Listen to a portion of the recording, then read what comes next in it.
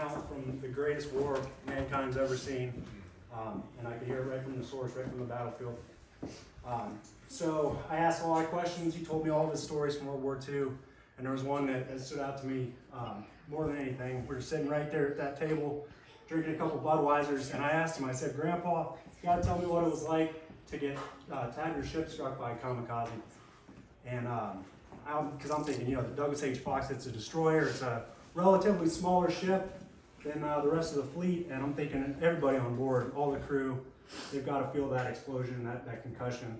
And he looks at me and he says, well, gee, Scott, I honestly had no idea we got hit. I'm like, Grandpa, how could that be?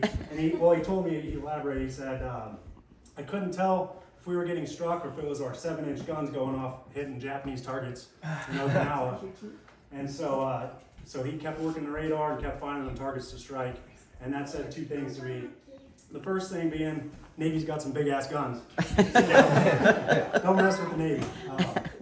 So that was a big flex for the Navy. Well done, sir. But the other thing was that no matter how scared you are, no matter what life throws at you, there's always something you can be doing. There's always work to be done to keep moving forward.